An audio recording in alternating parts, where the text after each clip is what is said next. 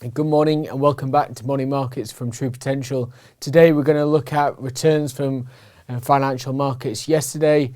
We're also going to be looking at just the developments that have taken place within the banking sector and also comments from Andrew Bailey, the Bank of England Governor.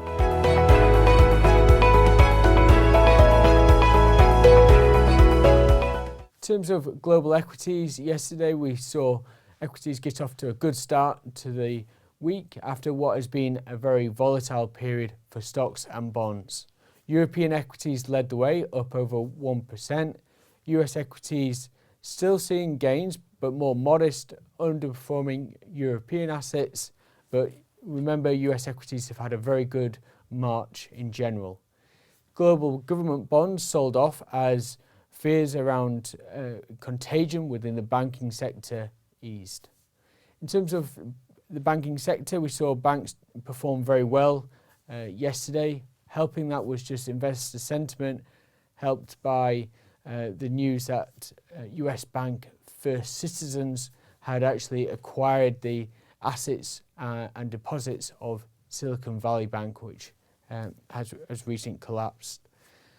First Citizens actually rallied almost 50% on the news, given that the discount that they received for taking on those loans and deposits from Silicon Valley Bank.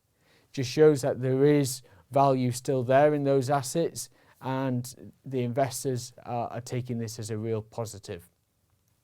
In terms of the last 24 hours, we've heard from Bank of England Governor Andrew Bailey. He's been talking about the UK banking system, talking about just how resilient it is, well capitalised it is, and the liquidity it has to hand puts it in good stead to support the UK economy.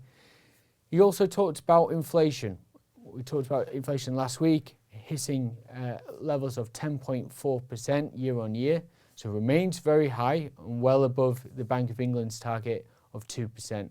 He re-emphasised his commitment to get inflation back down. We saw last week the Bank of England raise interest rates by 0.25% to 4.25% in order to help bring prices down. And he just reaffirmed his commitment to do so, reaffirmed that he was in a position to do so, given the resilience in the UK banking system from his perspective. That's everything from us today. Thank you for watching, and we'll see you tomorrow.